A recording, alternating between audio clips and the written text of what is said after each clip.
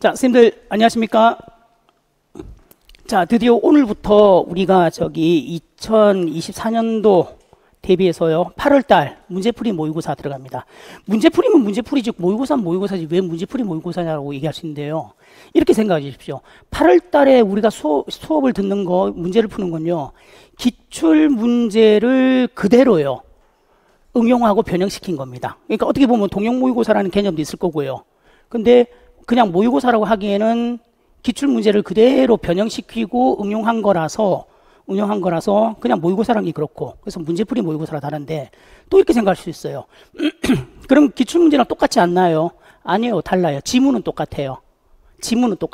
제가 살짝 지문을 좀 편집하든지 같은데 물어보는 방식이 달라집니다. 그러니까 답이 달라져요. 설사 같은 답이라고 해도 완전히 생뚱맞게 물어볼 겁니다. 그렇다고 해서 막 저 이상하게 비트는 게 아니에요. 제가 만들어내는 물어보는 방식이 아니라 이미 교수님들이 만들어 놓은 질문 방식으로 물어볼 거예요. 그러면 저는 또 이렇게 질문합니다. 자, 기출문제 분석 선생님들 지금까지 열심히 하셨습니다. 그죠? 조금 속상한 말이지만요. 자, 그렇게 기출문제 분석 열심히 하셨으면 제가 내는 문제에서 흔들리면 안 돼요. 왜냐하면 개념이 명확하게 안 잡혔으면 흔들릴 겁니다. 그럴 수밖에 없어요. 그렇게 만들어 놨으니까요. 자, 일단 쉽게 생각하십시오. 기출문제를 기반으로 만들었습니다. 근데 기출문제가 똑같지 않습니다. 기출문제를 변형하고 응용했습니다. 그리고 기존에 깔려있는 여러 가지 떡밥들을 다 건져서 문제화 시켰습니다. 그리고 오늘 보신 문제는 23년도 문제 중등하고 초등하고 유한 문제를 썼습니다. 그렇게 웬만하면요 그 한 개 연도의 문제만 가지고 생긴 한 해분을 만들려고 해요. 왜냐하면 여기저기 너무 많이 짜집기를 해버리면 기출문제 많이 가져와 버리면 선생님들이 공부할 때 좀 힘들어질 것 같아서 아무튼 최대한 선생님들 공부하기 쉽게 한 개 연도씩 문제를 한 개 연도씩 가지고 그걸로 생긴 한 해분의 모의고사 문제풀이 모의고사 문제를 만들어낼게요. 자, 그러면 다음 거는 몇 년도 겁니까? 라고 그건 말씀 못 드려요. 그러면 큰일 나요. 자, 문제 한번 이제 차근차근 보겠습니다. A형입니다. 예, 보겠습니다. 자, 땡땡교육청 특수교육 지원센터 센터장이랑 순회교사가 협의회를 나눈 대화입니다. 그러면 기억에 해당하는 순회교육 수업일수 감축 조건 두 가지입니다. 순회교육 수업일수를 감축시킬 수 있는 조건이 두 가지가 있어요. 일반적으로 순회교육의 수업일수는 150일이죠. 그죠? 그거는 학교장이 정합니다. 근데 30일 이내로 감축할 수 있습니다. 그럼 120일까지 할 수 있다는 얘기잖아요. 그죠? 그러면 그렇게 150일에서 30일이 굉장히 큰 거예요, 선생님들.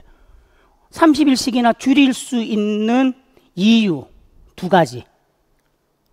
자, 이 문제는 작년 문제 나왔어요. 작년 문제의 지문에 그대로 나왔었어요. 근데 그걸 제가 뺐습니다. 그러면 밑에 내용 보면 첫 번째 순회교사. 자, 순회교육 수업일수 감축 생길건입니다 하면서 자료와 보신 같이 수업일수 감축을 요청한 학교에서 감축 조건 두 가지를 이유로 수업일수 감축을 요구했습니다. 그러면 또 마지막 순회교사 이런 말합니다. 자, 그래서 순회교육을 받는 학생의 수업일수를 150일 기준으로 학교장이 하는데 두 가지 감축 조건에 해당이 되면 지도감독 기관인 특수교육 지원센터 승인을 받아서 30일 보위로 줄일 수 있습니다라고 되어 있습니다. 그럼 감축 조건 두 가지가 뭐냐는 거죠.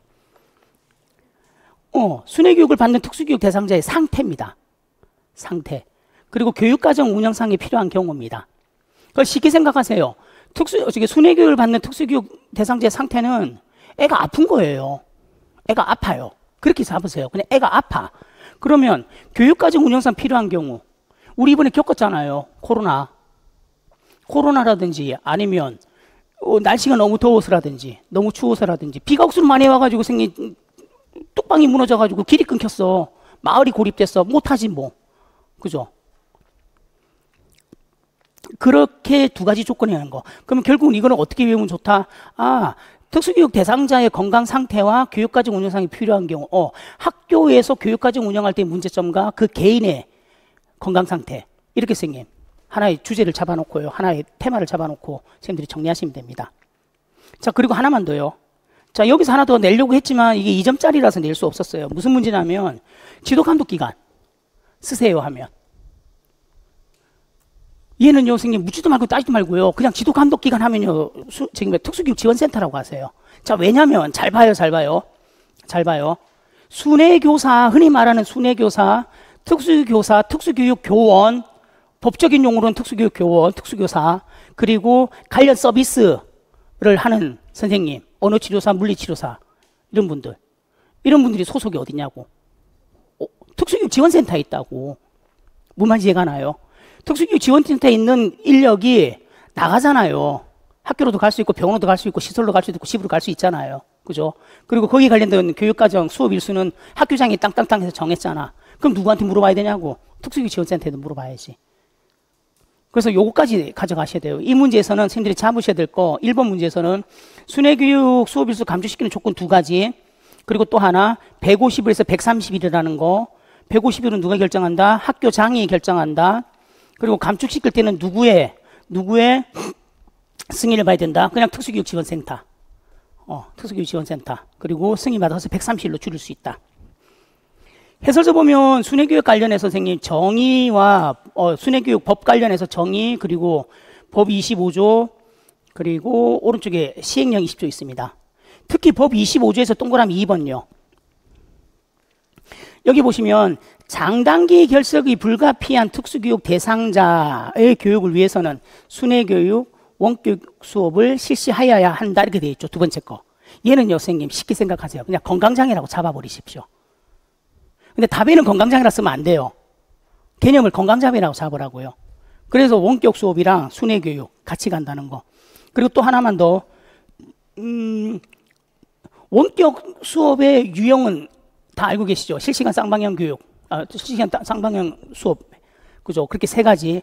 그리고 그 박스 안에 그 참고해가지고 순회교육은 방문교육, 통신교육, 가정교육, 출석교육, 체험교육, 이렇게 있다는 거. 근데 이거 조심해야 돼요. 이거 표현법을 순회교육의 유형이라고도 물어볼 수도 있고요. 순회교육의 방법이라도 물어볼 수도 있어요. 근데 선생님들을 정말 황당하게 물어보는 방법은 뭐냐면 수업일수 확보 방법이라고 물어볼 거예요. 수업일수 확보 방법. 순회교육을 통해서 수업일수를 확보하는 방법 5가지를 쓰세요 하면 얘라고요. 이거는 제가 만든 문장 아니에요. 이거는 순회교육 만들어졌을 때부터 선생님 표현법이었어요. 수업일수 확보 방법 해서 3가지 그렇게 잡았어요. 왜냐하면 150일 수업을 채워야 되잖아. 일수를 채워야 돼서 그런 표현법들이 등장했습니다. 자, 1번은 그렇게 해서 좀 정리해 주시고요. 1번 문제 그냥 넘어가지 마십시오. 꼼꼼하게 봐주셔야 돼요. 자, 그리고 2번 갑니다. 자, 학생 A의 행동을 위해서 김 교사와 송 교사가 나눈 대화입니다. 자, 밑줄 친 기억의 기능을 분석하는 방법 2가지. 기억의 기능을 분석하는 방법 2가지. 그러면 이 문장만 가지고 선생님 그냥 바로 답 쓸 수 있어요. 이 문장 하나만 가지고. 아무리 감추려는데 이 문장 못 감추겠더라. 봐요. 기능을 분석하는 방법. 기능 동그라미, 분석 동그라미. 기능 분석이잖아요. 키워드가 숨어져 있잖아, 이렇게. 그러니까 이걸 생각하세요, 선생님. 항상 문제 푸시면서 나한테 익숙한 단어가 나한테 익숙한 단어가 지문에 나오면 그건 너무 감사한 거예요. 근데 나한테 익숙한 단어가 지문에 안 나와요. 당연한 거예요. 그러면 내가 지문을 읽고 그게 무슨 키워드인지 잡아내면 정말 잘 된 거고요. 내가 그걸 읽고 무슨 지문인지 몰라버리면 그때는 망하는 거예요. 근데요, 그 문제 뚜껑 열어보면 답 되게 쉬운 거였잖아. 내가 아는 거였잖아요. 근데 왜 못 썼을까? 키워드를 계속 숨긴다는 거예요, 교수님들이. 그러면 여기서는 기능 분석하는 방법 2가지 쓰라는 거예요. 자, 그리고 니은에 해당하는 전략과 대체행동 차별 강화의 차이점에 해당하는 행동의 선정 기준입니다. 행동의 선정 기준, 얘는요, 그냥 앞에다 문제 행동의 선정 기준, 아니면 대체 행동의 선정 기준, 이렇게 잡으면 되지 않을까? 만약에 문제 행동의 선정 기준이었으면 3가지가 나왔겠죠. 파괴적 행동, 그죠? 경미한 행동, 이렇게 나왔겠지. 그냥 행동의 선정 기준은 그냥 일반적으로 했으면 아마 행동의 6가지 차원을 얘기하실 수도 있을 거고. 근데 여기서는 대체 행동 차별 강화의 차점이라고 했으니 결국은 대체 행동의 선정 기준이겠다라고만 생각하면 되는 거죠. 그렇게 키워드를 숨긴 거라고요. 문제를 꼬은 거 아닙니다. 이런 말해서 좀 선생님 좀 어폐가 있을지 몰라도요.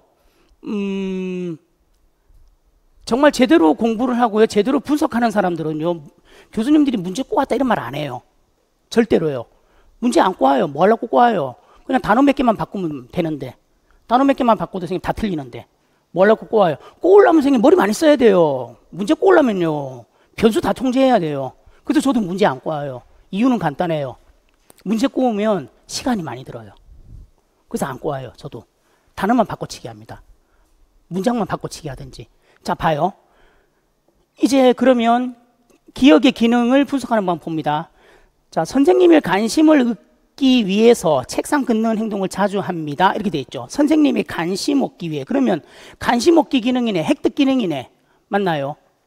문제 행동의 기능이 기능 평가를 했더니 획득 기능이네. 그러면 그 획득 기능을 분석하는 방법은 문제 행동에 자, 문제 행동이 있어요. 그 문제 행동의 기능이 무엇인지 평가하죠. 문제 행동 기능 평가를 하죠. 그런데 그러고 나서 가설을 세워요. 근데 이 가설이 맞는지 안 맞는지 확인하는 방법, 확인 사살하는 방법이 기능 분석이라고 그랬잖아요. 그러면요. 선행 사건이 있을 거고요. 그리고 문제 행동이 나타날 거고, 그리고 후속 결과가 이게 나타날 겁니다. 그러면 문제 행동은 결국은 다시 할게. 자, 선행 사건, 문제 행동, 후속 결과가 나타나요. 이거 가지고 첫 번째요. 문제 행동에 기능 평가를 하죠. 그러면 문제 행동의 기능은 크게 두 가지밖에 없어요. 획득 기능하고 회피 기능입니다. 이 두 가지 갖고 생각했어요. 획득 기능에서 세 가지 들어가잖아요. 관심입니까? 물건입니까? 활동입니까? 아니면 감각입니까? 다 조건이 똑같잖아요. 그거는 생각하지 말라고요. 그건 나중에 붙이면 되고, 획득입니까? 회피입니까? 이 두 가지만 생각하라고요. 그러면 이 문제 행동이 기능을 평가해서 획득 기능인지 회피 기능인지 확인하는 방법, 검증하는 방법. 그러면 두 번째, 이걸 가지고 가설을 세울 거 아니에요. 그러면 세 번째, 뭐라고 표현할 수 있냐면 선생님들은 문제 행동의 기능 분석이라고 하죠. 그죠?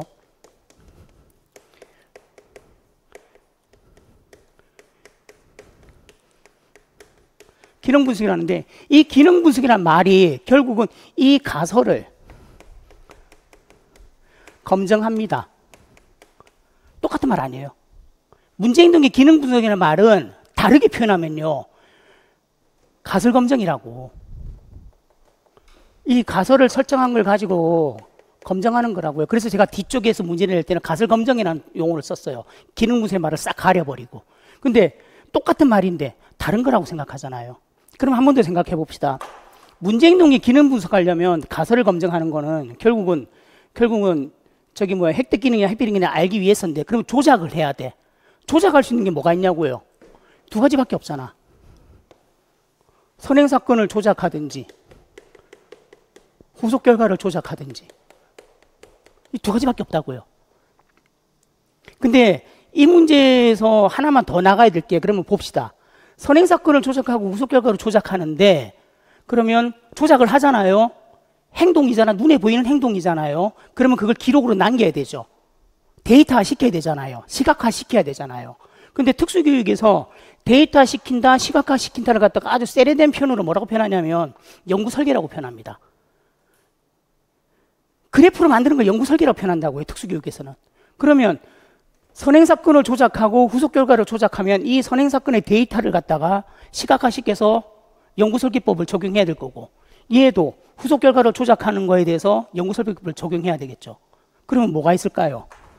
선행사건을 조작하는 연구설계법. 얘 중재교도 설계. 니 한 번, 내 한 번, 니 한 번, 내 한 번. 기출문제 중에서 그거 기억나실 거예요, 선생님. 뭐 선생님이 획득을 위해 선생님이 관심 획득을 주면 애가 위에서 확 떠 있고 밑에 뭐 과자 주든지 활동 주든지 뭐 친구 주고 하면 밑에 쫙 깔리는 거. 그러니까 선행 사건을 조작하는 방법은요. 중재 교대. 중재교도 설계 적어요. 왜? 니 한 번, 내 한 번 있잖아요.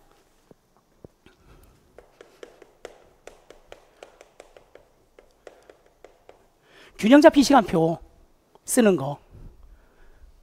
균형 잡힌 시간표를 옛날에는 임의적 배열과 평형화라고 표현했어요. 그러면 후속 결과를 갖다가 조작하는 연구 설계 방법은 얘는 반전 설계예요. 얘는 반전 설계예요.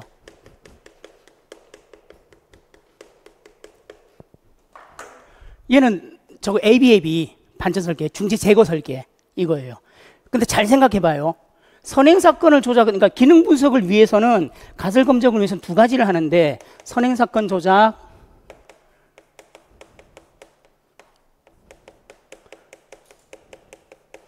후속 결과,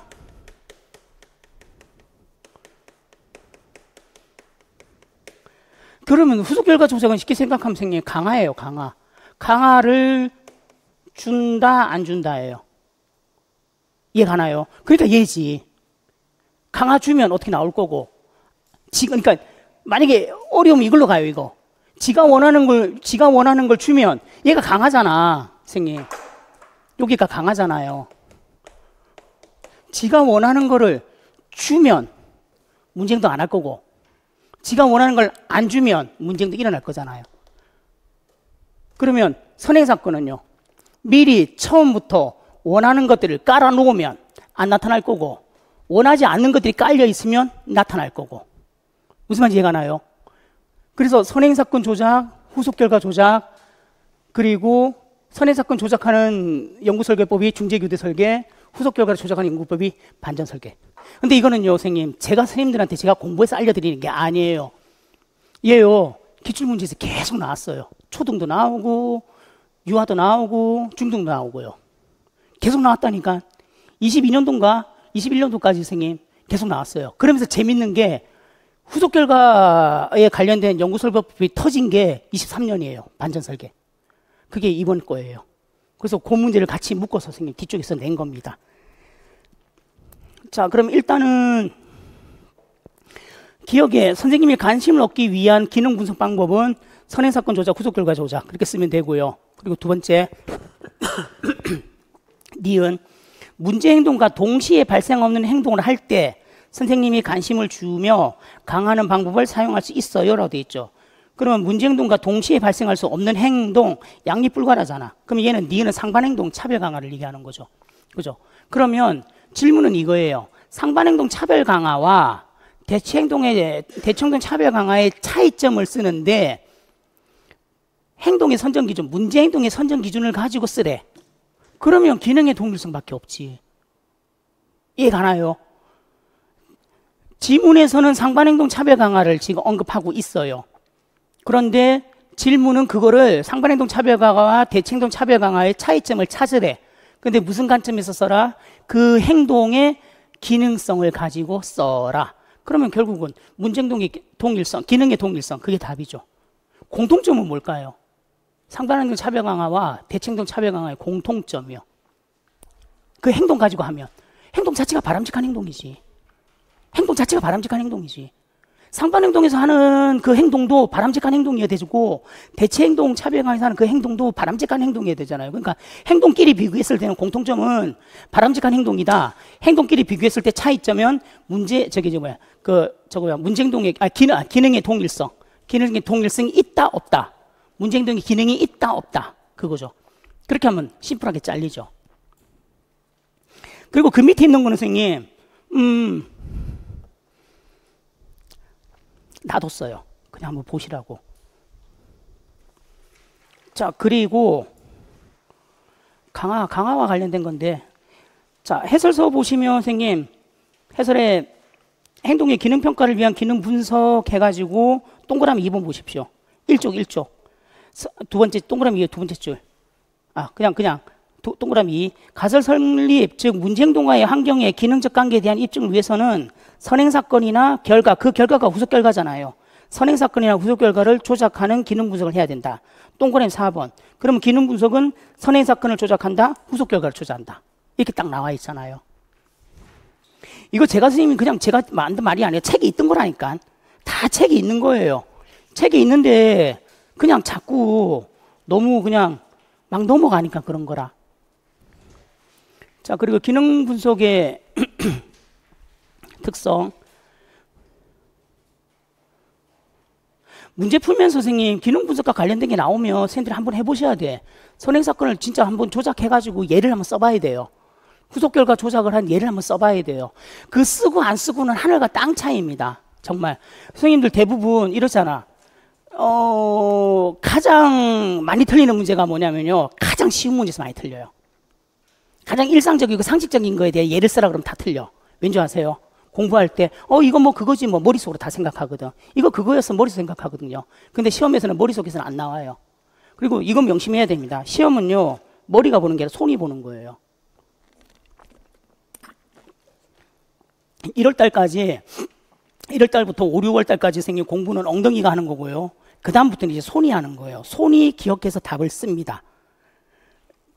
아무튼 이쪽에 있는 거 기능분석의 제한점부터 쭉 한번 체크해 주시고, 대체행동 차별 강화 요거 하나만 좀 잠깐 정리하고 갈게요. 이거 자꾸 공부하다 보면 헷갈릴 수가 있는데 이거 잘 봐야 됩니다.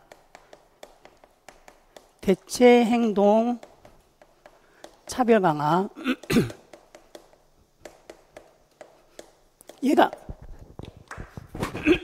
얘가 제일 큰 범주예요. 다른 거 집중하지 마요. 이것만 집중하세요. 이거 대체행동. 자, 이 대체행동이 의사소통 기능이 있어요.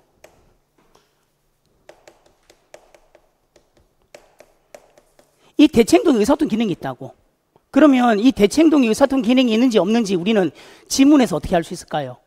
문제 지문에서 어떻게 의사소통 기능이 있는지 없는지를 알 수 있을까요? 거기서 문장이 등장합니다. 선생님 도와주세요. 선생님 힘들어요. 라는 문장이 등장해요. 기출지문 보시면요. 선생님 도와주세요 라는 말을 가르친다. 선생님 힘들어요 라는 말을 가르친다는 지문이 있다고요. 그거는 의사소통 기능이잖아. 그러면 얘는 의사소통 차별 강화가 돼요.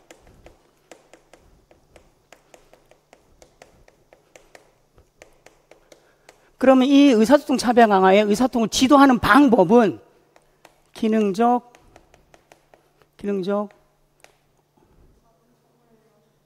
잠깐 기능적 뭐지? 기능적 의사소통 훈련. 맨날 쓰는 건데 이런다.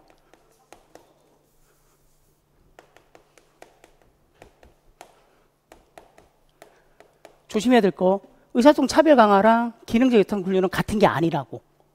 대체행동 차별 강화에서 이 대체행동이 의사소통 기능을 있으면 그때 용어가 뭘로 바뀐다? 의사소통 차별 강화로 바뀐다. 그것은 그럼 의사소통 차별 강화를 지도하는 방법이 기능적 의사소통 훈련이다. 그러면 대체행동이요, 그 자체가요, 그냥 행동인 경우도 있겠다. 그냥 말 그대로 대체행동인 경우가 있겠다. 그죠? 그러면 얘는요, 두 가지로 봐야 되는 거라. 기능의 동일성 관점에서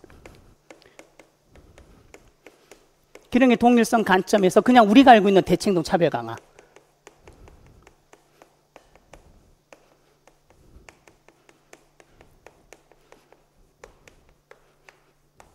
그리고 기능의 동일성이 없는 거.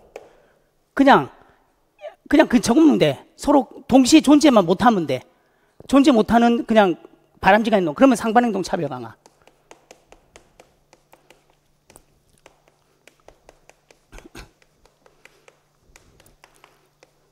그러면 선생님 여기 있는 대체행동 차별 강화와 얘는 무슨 차이예요? 저 차이예요. 저거 있잖아요. 왜? 지역사회 중심교수 큰 거 있고 그 안에 모의, 참조, 중심이 있잖아요. 그거랑 같은 개념이라고요. 큰 덩어리 안에 또 작은 덩어리라고. 요렇게 한 번만 선생님 좀 해놓으면 헷갈리지 않아요. 아무튼 시중에 절대로 대체행동 차별 강화와 의사소통 차별 강화와 기능적 의사소통은 똑같은 겁니다라는 답은 다 틀린 답이에요. 정말로 다 틀린 답이에요. 그런 답만 좀 조심해 주시면 됩니다. 자, 그래서 해설서에 있는 거는 좀 꼼꼼하게 봐주십시오. 해설서에 있는 거 제가 선생님 일일이 다 해드리지 못합니다. 그리고 진짜 이거요, 선생님 농담이 아니라 정말 열심히 정리해가지고 편집하고 해서 다 넣은 거거든요, 핵심만. 그러니까 꼼꼼하게 봐주세요. 막 건설로 넘어가지 말고. 그리고 3쪽이요. 대체행동 선정 기준에서 기능의 동일성, 반응의 효율성 이렇게 6가지.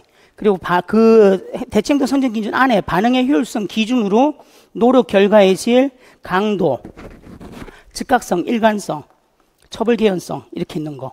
이번에는 처벌 개연성 꼼꼼하게 봐주셔야 돼요. 그리고 하나만 더 갈게요, 선생님. 반응 효율성 기준에서 결과의 즉각성, 결과의 일관성이 있죠. 자, 잘 생각해 봅시다. 결과의 즉각성이라고 할 때는 선생님 무슨 개념이 들어올까요? 그냥 느낌대로. 시간 개념 들어오지 않아요? 즉각적이다. 내가 그걸 했으면, 내가 대체 행동을 했으면 바로바로 줘야지, 나한테 피드백을. 그래야지. 아니, 나라도 그래도 그거 하겠지. 바로바로 피드백 안 주면 나라도 안 하겠어요. 그러면 선생님,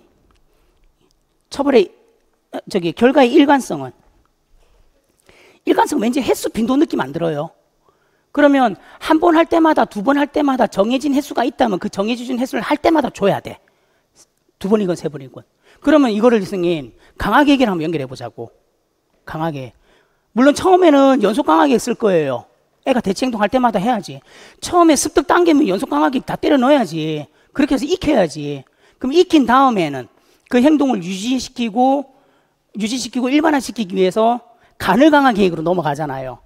근데 간을 강화 계획은 크게 고정과 변동이 있어. 시간이든 횟수든 고정과 변동이 있어요. 변동은 평균이잖아요. 그러면 이 대체 행동에 관련해서 특히 반응의 효율성 기준에서 결과의 즉각성, 결과의 일관성 이 두 가지 관점을 봤을 때 평균이라는 개념이 들어가면 애가 할까? 안 해요. 나 같아도 때리쳐. 그러니까 그럼 이 말이라 만약에 대체 행동 차별 강화를 하고 있는데 누군가가 설계를 변동 어쩌고 저쩌고 변동 간격, 변동 비율로 갔다. 그럼 변동 간격으로 갔으면 결과의 즉각성에서 문제가 생길 거고 변동 비율로 갔다면 결과의 일관성에서 문제가 생기는 거라고요. 무슨 말인지 가시죠? 그렇게까지 확장시켜 놓으십시오. 이건 제가 한 게 아니에요. 기출문제 나와 있는 겁니다. 그렇게 좀 잡아 주셔야 됩니다. 그리고 오른쪽에 보면 이제 그 대체 행동과 상반 행동 서로 비교해 놓은 거 있습니다. 그거 좀 꼼꼼하게 훑어 주십시오. 3번 들어갑니다. 자, 이거요. 어업명료도 검사 방법이라고 개념을 잡아놨는데 이거 잘 보십시오. 자, 먼저 문제 보겠습니다. 청각장애 학생의 청능평가 결과를 바탕으로 두 교사가 대화를 나눕니다. 자, 기억에 해당하는 어업명료도 검사 방법 한 가지를 쓰세요. 기억에 해당하는 어업명료도 검사 방법입니다. 그리고 검사 결과를 해석하기 위해서 최 교사가 언급한 어업명료도의 산출 방법을 서술하세요. 문장 이 지문만 보면 되게 낯설지 않아요? 익숙해요? 익숙하면 됐고 괜찮고 너무 고맙고 낯설면 이제 익숙해지면 돼요. 자, 그러면요. 자, 봐요. 쭉 봤더니 자, 체교사 봅니다. 첫 번째 체교사. 자, 가장 듣기 편안한 소리 강도로 제시된 말소리를 얼마나 정확하게 이해하는지 측정하는 검사입니다. 이게 어업명료도 검사의 개념이죠. 그리고 단음절의 검사음. 그러면 어업명료도의 검사음은 단음절입니다. 단음절. 한 개짜리 음절. 그걸 제시해서 학생은 검사음의 단어가 들릴 때마다 어떻게 하면 됩니까? 소리 내서 따라 말하면 된다. 아니면 소리 나는 대로 종이에 적으면 돼요. 그리고 만약에 글씨라든지 이런 거 못하게 되면 뭐 그림이나 뭐를 지적하면 돼요. 세 가지 다 기억하셔야 됩니다. 해설서에 답 따라오는 거 얘는 선생님 제가 교과서적으로 그거 하나만 말씀드릴게요. 답은 제가 선생님들 답을 다른 거는 교과서적으로 FM적으로 답을 달아놨어요. 왜냐하면 그래야지 선생님들이 개념이 명확하게 잡히니까.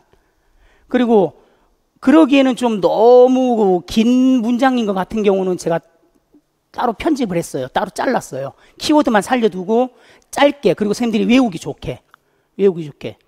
그래서 이거 어업명료도 검사 방법 세 가지 반드시 기억하셔야 됩니다. 앞에 단어가 들릴 때마다 이건 안 써도 돼요. 굳이 이건 필요 없어요. 그냥 소리 내는 대로 따라 말한다, 소리 나는 대로 종이에 쓴다, 해당 단어나 그림이나 해당 단어, 그림, 사물을 지적할 수도 있다. 그럴 수 있잖아요. 중증이라든지 이런 애들은 그렇게 해야지. 그죠? 그리고 또 마지막, 자, 두 번째 박교사. 어업명료도 검사 결과를 해석하기 위해서는 어업명료도를 산출하는 방법에 대해서 알고 있습니다. 그랬더니 어업명료도는 어떤 니은의 방법으로 산출합니다. 자, 어업명료도는 어떻게 산출합니까? 총 단어 중에서요. 저거. 제대로 인지한 거, 정확하게 인지한 거, 옳게 인지한 거. 교과서에는 옳게 인지한 거라고 적어놨어. 가끔 가다가요, 교수님들 이렇게 책 쓰신 거 보면 한 번씩 약간은 제가 이해가 안 가는 게 뭐냐면 어떨 때는 어려운 말만 막 쓴다. 진짜 어려운 말만 막 써요. 저도 가끔씩 막 단어 찾아봐요. 한자 같은 거 막 단어 찾아봐요. 근데 어떨 때는 또 이렇게 써. 옳게 인지한 거. 아니, 옳게 인지한 거 말고 바르게 인지한 걸 하면 되잖아. 정확하게 인지한 거, 바르게 인지한 거, 제대로 인지한 거.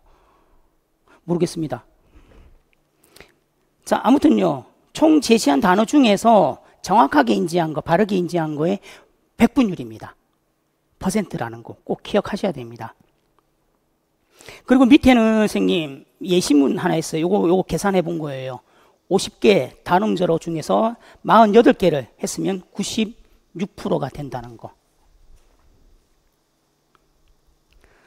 자, 거기까지는 선생님 반드시 잡아야 됩니다. 옆에 밑에 어명도 검사해가지고 쭉 절차, 그리고 해석 방법, 그리고 그래프 해석 해가지고 나와 있습니다. 거기서 요거 하나만 좀 봐주십시오. 4쪽 검사 해설 방법 4쪽 오른쪽에 보면 동그라미 4번. 어명류도 검사의 가장 큰 임상적 의미는 수능 청력 검사와 달리 미로성 난청과 후미로성 난청을 구별해 준다. 그리고 후미로성 난청에 대해서 정확하게 알려면 내관 유발 반응 검사를 해야 한다. 이렇게 돼 있죠. 그러면요, 선생님. 미로성 난청과 관련된 검사, 객관적 검사는 미로성 난청과 관련된 객관적 검사. 이음양 방향 검사. 이거 이렇게 잡아줘요, 선생님. 어렵게 생각하지 마요. 그냥 심플하게 가세요. 자, 미로가 있고요. 미로에는 누가 있냐면 유모세포가 있잖아요. 그리고 청신경이 있어요. 얘가 미로성이고 얘가 후미로성이잖아요. 위치야, 위치만 생각해요. 그냥 얘가 미로성이고 얘 후미로성이에요. 그러면 유모세포는 뭘 하냐면요, 선생님. 림프액이 흔들리면서 전기를 발생시켜요. 그죠? 근데 또 재밌는 건요, 림프액이 흔들리면서 유모세포도 흔들리고 기저막도 흔들려요. 그러니까 기저막 위에 유모세포가 있어요. 근데 그게 한 가닥 두 가닥이 엄청나요. 아무튼 림프액이 흔들리면 기저막도 들쑥날쑥 끓고 유모세포도 흔들린대. 거기서 소음이 발생하는데, 소음이요. 몰라요. 발생한대요. 사람귀로는 안 들린답니다. 그러면 림프액이 흔들리고 유모세포가 살아있다면 야들야들하지 않을까? 그럼 흔들리겠죠. 소음이 발생하겠죠. 그러면 소음이 발생한다면, 미로에서 소음이 발생한다면 유모세포 살아있네. 그죠? 그걸 알아보는 게 이 음향 방사 검사예요. 그러면 이 음향 방사 검사는 뭘 위해서 사용될까요? 무슨 수술을 하기 위해서? 얘는 인공화우예요. 인공화우 수술입니다. 얘를 위해서 이 검사하는 거예요. 그러면 하나만 더 갑시다. 인공화우 중에서 이 음향 방사 검사를 통해서 유모세포가 죽었어. 그러면 유모세포 역할을 해야 되는 게 있겠다. 인공화우의 어떠한 구조가, 어떠한 기능 중에서 유모세포의 역할을 하는 거. 전기 만들어내는 거. 전극이지, 전극. 전극이죠. 여기까지 가세요. 그리고 또 하나, 청신경은 유모세포에서 만든 전기가 청신경을 자극하는 거죠. 그죠? 그러면 이것도 있어요. 청신경에서 전기가 막 발생된 다음에 거기에 대해서 반응을 측정하는 기계가 있대요. 아무튼 기계로 측정한대. 그러면 청신경을 이게 무슨 검사냐면 뇌관 유발 반응 검사.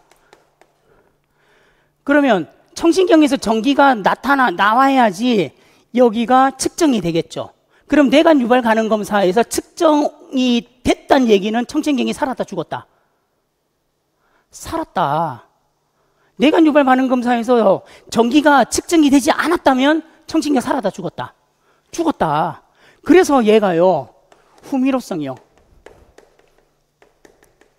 난청이랑 관련돼 있어요. 근데 또 하나만 더 갑시다. 인공화우랑 연결할게요. 인공화우랑 연결해서 이 뇌관 유발 반응 검사 해야 되는 경우가 있어요. 인공화우 달고 나서 매핑할 때. 자극역지, 불쾌역지 있잖아요. 쾌정역지, 불쾌역지, C레벨, T레벨. 그게 안 잡히면 전기가 측정이 안 된다는 얘기잖아. 매핑은 선생님 정기적인 걸 갖다가 정보를 담는 거라니까. 매핑에서의 C레벨, T레벨은 뭐예요? 전기 자극이잖아. 전기 자극으로 역동범위 정하는 거잖아요. 그죠? 그럼 매핑이 안 된다는 얘기는 전기 자극이 뭐에서 문제가 있네. 그럼 매핑이 안 될 때는 내관 유발 반응 검사를 한다고요. 매핑에서요.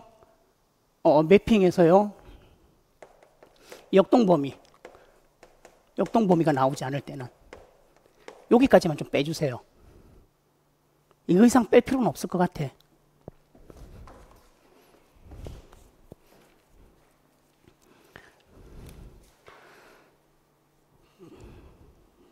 자, 아무튼 3번의 해설서 좀 봐주시고요. 3번의 5번요. 3번의 5쪽. 해설서 5쪽. 자, 거기서 A, B, C, D 하고 말리면상 꼼꼼하게 체크해 줘야 됩니다. D가 아무리 선생님, 최대 명료도가 D, 미로선 난청이잖아요. 얘가. 가문신경성이 미로선 난청인데 얘가 아무리 최대 명료도가 올라가더라도 80% 이상은 올라가지 않습니다. 그러면 이번에 선생님들 기출냈던, 이번에 기출문제에서 제가 변형시켜서 문제 중에서 그거 나왔죠. 어명료도가 70%입니다. 얘는 그러면 손상 부위로 봤을 때 청각장애 유형은 미로성 난청이지. 미로성 난청이라 써야죠. 무슨 말인지 이해가 나요? 그게 다 선생님 떡밥이고 그게 다 기출이라고. 그러니까 무슨 말이냐면 선생님들이 배운 걸 가지고 문제를 푸시면서 내가 배운 게 이걸 물어보는 거구나, 내가 배운 걸 이렇게 응용해서 나오는 거라고 선생님 기출 분석하면서 계속 좀 그걸 느꼈으면 좋겠어요. 그건 별 수 없어요. 풀면서 느껴야 돼요. 그런 거가 좀 쌓이게 되면 나중에는 선생님들도 문제 만들어낼 수 있어요. 얼마든지. 원명제도 70%입니다. 그거 하나만 가지고 선생님 미로성 난청 만들어낼 수 있잖아요. 그거 하나만 가지고 미로성 난청도 만들어낼 수 있고요. 또 뭐든 만들어낼 수 있는지 아세요? 인공호흡 만들어낼 수 있어요. 문제를. 그리고 내관 유발 이음양 방사검사 문제 만들어낼 수가 있어요. 매핑까지 만들어낼 수 있다고요. 그 어음명도도가 70%입니다. 그 말 한마디 가지고. 자, 그리고 또 기억해야 돼요. 최대 명료도가 40%가 안 넘는 거는 제 후미로성. 그리고 하나만 더요. 자, 중추 청각 처리장애예요. 중추 청각 처리장애. 수능 청력 검사 결과는 정상이죠, 정상. 0에서 25dB 사이. 이거는 기억하세요. 0에서 25dB는 무조건 정상입니다. 그건 기억하셔야 돼요. 그 숫자 0에서 25. 자, 근데 삐삐삐라는 순음을 들려주는 건 정상인데 사람의 말소리, 어음, 명료도는 40%가 안 넘어. 희한한 놈들이죠. 그래서 중추 청각 처리 장애는 여기에 나오는 D, 후미로성 난청과 같은 어음 명료도 곡선의 특성을 나타내요. 조심해야 돼요. 중추 청각 처리 장애 이코로 후미로성 난청이 아니에요. 중추 청각 처리 장애는 어음 명료도 곡선이 후미로성 난청과 같은 특성을 나타냅니다. 그것만 기억해 주시면 됩니다. 그리고 말리면상 5쪽에 있는 내용 선생님 치열하게 외우셔야 됩니다. 꼭요. 그리고 하나만 더 말씀드릴게요. 이 어음명료도 곡선이 기출문제에서 한번 나온 적이 있어요. 근데 선생님들이 공부했던 어음명료도 곡선보다 되게 높게 설정이 돼서 나왔어요. 근데 그거는 안 보셨으면 좋겠어요. 그건 무시했으면 좋겠어요. 그 문제 나오고 나서부터는 계속 다시 이 명료도 곡선으로 선생님 회귀해가지고 이 명료도 곡선을 기반으로 문제가 계속 출제가 되거든요. 그러면 그냥 심플하게 미로성 난청은 80, 후미로성은 40 그렇게만 딱딱 잡아놓고 외워서 들어가도 괜찮을 것 같습니다. 자, 그리고 4번입니다. 4번 문제는 선생님 좀 많이 선생님들한테 좀 많은 걸 좀 물어보고 싶어갖고 이렇게 냈어요. 자, 먼저요. 여기서 대놓고 그냥 썼습니다. 학습장애 학생 S는 쓰기 학습장애 하위 유형인 장문 쓰기 장애를 보인다. 그냥 대놓고 그냥 얘기했어요. 자, 가는 학습장애 학생 S의 활동지 분석 결과 및 중재 방안이다. 기억의 초안 작성 시 주의점 한 가지 쓰고 니은에 해당하는 전략을 쓰라고 했습니다. 그러면 얘는 그냥요. 초안 작성 시 주의점 하나 그냥 답쓰면 하나 쓰면 되고요. 내용 수정과 관련된 전략 하나 쓰면 됩니다. 일단은 초안작성시 주의점은 선생님 내용에 초점 맞춘다, 내용 구성에 초점 맞춘다 이렇게 쓰시면 돼요. 내용 구성에 초점 맞춘다, 글을 조직하고 글 작성에 초점 맞춘다. 지금 여기에 있는 답들은 선생님 FM적인 답이에요. FM적인 답이거든요. 이거랑 똑같이 쓰실 필요는 없어요. 이거대로 외우면 제일 좋은데 그게 아니더라도 이거랑 비슷하게 쓰시는데 주의해야 될 점, 초안 작성에는 반드시 뭐다? 내용 생성과 조직 이런 말이 들어가야 돼요. 내용 생성 조직, 이 말은 반드시 들어가야 됩니다. 내용 생성 조직, 내용 생성 구성 뭐 이런 말은 들어가야 돼요. 꼭 키워드입니다. 들어가야 됩니다. 자, 그리고 내용 수정에 대한 전략. 이 문제 자체에서 나와 있는 기출 지문은요, 자신이 작성한 글을 다시 읽고 불필요한 부분을 삭제한다 입니다. 얘는 23년도 요 문제에서 나온 기출문제 제가 그걸 답으로 쓰라고 해놨어요. 공부 열심히 했으면 요거 외우셨겠지, 그죠? 그래서 썼습니다, 문제로. 근데 제가 볼 때는 이게 제일 좋은 것 같아. 자신이 작성한 글을 다시 읽고 불필요한 부분 삭제한다. 이게 제일 좋은 것 같아. 그래서 저는요, 선생님들한테 부탁드리고 싶은 게, 기출 지문에 낸 거 3단계, 4단계죠. 내용 수정과 교정. 교정도 자신이 작성한 글을 어문 규정에 맞춰 글쓰기 하세요. 요 두 가지는 선생님 그냥 샘플링 해가지고 답으로 그냥 무조건 외우셨으면 좋겠어요. 그냥 내용 수정 쓰라면 불필요한 부분 삭제한다. 그리고 거기에 선생님 하세요라고 쓴 이유가 뭐냐면 여기 다 하세요로 끝났잖아, 지문에서. 그래서 거기다 맞춘 겁니다. 그래서 맞췄었어요. 근데 선생님 우리 답 쓸 때도 이렇게 해야 되나요? 아니요, 선생님들 시험 볼 때는 굳이 뭐 하세요 안 해도 되고요, 뭐 한다라고 써도 상관없을 것 같아. 굳이 요거대로 안 맞춰도 된다고요. 근데 요거는 좀 선생님들 전체적으로 흐름을 좀 익혀달라고 해서 이렇게 해놨습니다. 자, 여기서 해설지에서 선생님들 제가 부탁드리고 싶은 거는 5쪽에 보면 5단계 쓰기 과정 교수 헤드 있죠. 계획, 초안, 내용 수정, 한 장 넘겨서 쓰기, 기계적, 발표. 얘는 김혜아 교수님 책이에요. 학습장에 책 있잖아요, 김혜아 교수님 책. 거기서 나와 있는 단계고, 한 장 넘겨서 쓰기 가정접근법의 쓰기 단계. 얘는 김동일 교수님이다. 글쓰기 준비 단계, 초고 단성, 수정, 편집, 쓰기 결과물 이렇게요. 얘는 근데 저는 아무리 생각해도 두 개 믹스해도 별 문제 없을 것 같아. 읽어보면 그나물의 그 밥이거든. 그래서 마음에 드시는 거 서로 믹스해서 선생님 정리하고 외우셔도 상관없을 것 같습니다. 그리고 단계는 그냥 이거 기출에 나온 거 계획, 초안 작성, 내용 수정, 교정, 발표. 이게 제일 좋을 것 같아요. 심플하잖아, 단순하고. 기출에 나온 단계가 굉장히 단순하고 심플하니까 그걸로 좀 봐주십시오.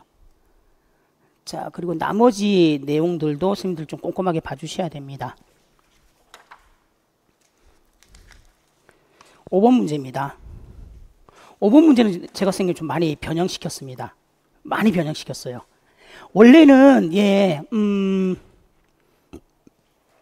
문제도 눈물을 앞을 가리는 문제인데 우리 선생님 정말 이거를 문제를 보고 아싸를 하는 바람에 거기 이거 보면 가로 놓고 아닙니다라고 돼 있거든요.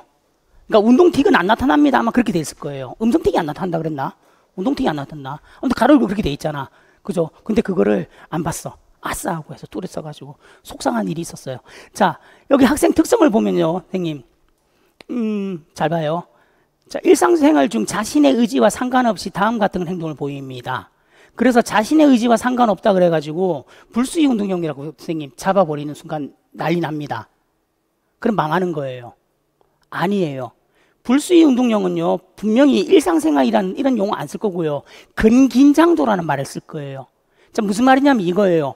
경직형, 불수형, 운동실조형이 만약에 답이 될 때는 반드시요, 근긴장도, 근육이란 단어가 들어간다고요. 근데 여기는 다른 거예요. 의지와 상관없이 행동을 보인다. 자, 눈 깜빡이, 어깨 움츠리기, 팔, 다리 뻗기. 여기가 선생님 단순 뭡니까? 단순 운동틱이죠, 그죠? 근데 그 뒤에 거, 갑자기 손목을 꺾으면서 앞뒤로 반복적으로 파닥거림. 얘는 복합이에요. 복합 운동틱이라고. 그리고 그런 비율동적 근육이 나타난다, 이렇게 되어 있습니다. 제가 이걸 왜 가져왔냐면, 앞에 이걸 왜 넣었냐면, 얘는 단순 운동틱이에요. 뒤에 거는 복합 운동틱이에요. 이걸 얘기하려고. 그래서 이거 봐봐. 갑자기 손목을 꺾으면서 앞뒤로 빨리 반복적으로 바닥거림. 이거 아니야? 상동행동? 상동행동 얘기하는 거 아니에요? 잘못하면 상동행동은 빠진다고. 얘가. 그러니까 이 문제 풀 때 선생님들한테 지금 여기서는 선생님 그냥 선생님들이 이거 보고 이 문제를 처음 안 보고 여러 번 보고 들어갔기 때문에 그리고 다른 내용도 있어서 안 빠지겠지만 만약에요. 정말로 농담이 아니고 첫 번째 문장만 특히 비율동적인 근육운동 이런 거를 써놓고요. 강박 증상이 있다 이런 것들을 써놓으면 선생님들이 틱으로 생각 안 합니다. 상동행동이나 아니면 진짜 지체의 불수위로 빠질 수가 있어요. 충분히 속아 넘어갈 수 있는 문장들이에요. 그래서 이것만 기억하라고요. 아, 틱장애, 틱, 뚜렛 이런 데서도 상동운동적인 형태가 나타나네. 자기 의지와 상관없이 행동이 나타나네. 비율동적 근육운동이라는 표현을 쓰겠네. 비율동적 근육운동. 자신의 의지와 상관없이. 이게 틱에서 등장할 수 있는 용어라고요. 이런 용어 한 번도 안 봤잖아. 이 용어 어디 나오는지 아세요? DSM-5에 나와요. DSM-5에 나와 있는 용어라고. 그러니까 교수님도 갖다 쓰기 딱 좋지. 그죠? 그리고 강박 증상과 유사한 모습 보인다 돼 있죠. 얘도 DSM-5에 나와 있는 용어라고요. 여기 있는 거 다 DSM-5입니다. 자, 그리고 헛기침, 킁킁거리기, 꿀꿀거리기, 애매한 꿀꿀거리기까지가 단순 음성틱입니다. 단순 음성틱. 그러면 복합은요. 애매한 단어 소리치기, 반향어, 자기 말의 마지막 구 반복하기. 얘요. 만약에 다른 거 없이 이것만 있잖아요. 애매한 단어 소리치기, 반향어, 자기 말 마지막 구 반복하기. 이것만 있으면 선생님들 자폐라고 생각할 겁니다. 자폐 반향어로 빠질 거라고요. 그거 조심하셔야 된다고요. 그리고 초등학교 이후 했으니까 예. 그럼 위에 음성과 운동이 나타나니까 얘는 뚜렛이죠. 그죠? 그리고 명심하셔야 됩니다. 뚜렛장애는요. 운동장애 아니에요. 신경발달장애예요. 신경계통이 문제예요. 신경계통이 문제니까 자신의 의지와 상관없이요. 비율동적인 근육운동이 나타난다는 거예요. 그리고 선생님 뚜렛장애 보건복지부에서 장애인증 발급해 주거든요. 근데 장애인증 발급할 때 명칭이 뭐로 나오냐면요. 뚜렛장애라고 안 나와요. 신경발달장애라고 나와요. 명칭이. 아 진짜 그렇게 나와요. 그래서 처음에 뚜렛장애가 장애인증 나온다고 해서 막 좋아라 했다가 그게 우리 동네에 생겼거든. 우리 동네 처음. 우리 동네 사는 사람이 우리 동네에다 소송을 걸어가지고 우리 동네에서 그럼 해줄게 하고 해준 거라. 그랬더니 웬걸 신경발달장애라고 하니까 이게 뭐하는 짓이냐. 우리 애는 뚜렛인데. 아니다. 보건복지부에는 뚜렛이라는 용어가 없다. 신경발달장애로 범주화되어 있다. 그래서 그걸 내주겠다. 그래갖고 난리가 났어요. 그래서 원래는 뚜렛이 장애인증이 나왔을 때 꼬맹이들 있잖아요. 꼬맹이들한테 해주려고 그랬거든. 근데 못 해주지. 애한테 신경발달장애라고 하면 누가 뚜렛이라 생각하겠냐고. 이걸로 가지. 아무튼 세상에 나가보면 선생님 재밌는 일 많을 겁니다. 자, 그리고 두 번째 문제요. 두 번째 문제 선생님 굉장히 중요한 문제입니다. 얘도 떡밥이 무수하게 깔리는데 잘 등장하지 않아요. 생각해봤습니다. 왜 등장하지 않을까? 답을 유시해서 쓰기 어렵지 않을까? 근데 이제는 나올 수 있을 것 같아요. 이제 수준이 높아진 걸 알아신 것 같아요. 자, 봅니다. 부분 간격 여기 봐요. 관찰자 A, B 보십시오. 전체 일치도는요, 큰 수분의 작은 수예요. 큰 수분의 작은 수. 그러면요, 관찰자 A 하나, 둘, 8개잖아. 행동 발생이 8개잖아요. 관찰자 B는 행동 발생 8개잖아. 그러면 전체 일치도는 100%네. 전체 일치도가 100%라고요. 그럼 신뢰도는? 전체 일치도에 대한 신뢰도는 엄청나게 높은 거지. 빵빵한 거지. 전체 일치도 100% 나왔으면 신뢰도 빵빵하게 100이지 뭐. 근데 생각해 보라고요. 전체 일치도가 100% 나와서 신뢰도는 빵빵해 보이지만 관찰자 간의 일치도, 발생 일치도라는 측면에서 봤을 때는 1번 시간 간격과 9번 시간 간격은 일치하지 않잖아요. 근데 어떻게 100%라고 얘기할 수 있냐고. 이 문제점, 여기서 제가 여기서 선생님들한테 묻고 싶었던 문제는 이거예요. 자, 전체 일치도가 100%는 신뢰도가 빵빵하게 100입니다. 그런데 발생 일치도 측면에서 관찰자간 발생 일치도 측면에서는 1번 시간 간격과 9번 시간 간격에서 일치하지 않는데 어떻게 전체 일치도가 100이라고 해서 관찰자간의 일치도도 100이라고 봐야 되냐고. 무슨 오류인지 무슨 오류를 얘기하는지 이해 가시나요? 그래서 얘를 답은 이렇게 발생 일치도는 생긴 78%고 자, 전체 일치도의 문제점 시간 간격 1과 9에서 관찰자는 서로 행동 발생에 대한 의견이 일치하지 않았다. 그럼에도 불구하고 전체 일치도는 100%라고 하는 높은 신뢰도를 보인다. 100%라는 높은 신뢰도를 보이지만 실제적으로 발생 일치도는 100%가 아니다라는 문제점. 요거 기억하시라고요. 말장난같이 들릴 건데 한번 정리하셔야 돼요. 꼭입니다. 부분 간격, 전체 간격 해가지고 선생님 과소, 과대 나왔잖아. 나왔으면 이것도 뭐 나올 수밖에 없는 거지.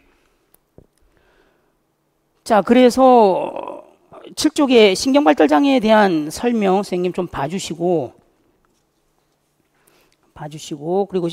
그리고 전체 일치도 얘는 선생님 시간 중심에서 나타납니다. 빈도에서는 나타나는 현상 아니에요. 시간 중심에서만 선생님 잡아주셔야 돼요. 그래서 시간 간격, 발생 일치도, 비발생 일치도 구하는 거. 이거 한 번씩 해보세요. 여기 나와 있는 샘플링 가지고 한 번씩 선생님 다 곱하기 나누기 해보십시오. 그렇게 해야 됩니다.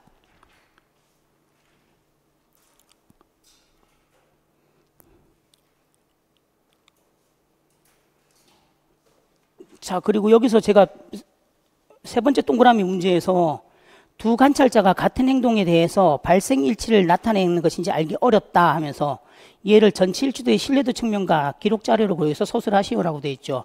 이게 만약 이 문장이 이해가 안 가시면 답을 한 번만 다시 보십시오. 그리고 답 한번 보시고 다시 이 문장 한번 보십시오. 이건 제가 만든 문장이 아니에요. 책에 있는 문장이에요. 그래서 그렇게 한번 비교해 보시면 이 문제 선생님 눈에 들어올 겁니다.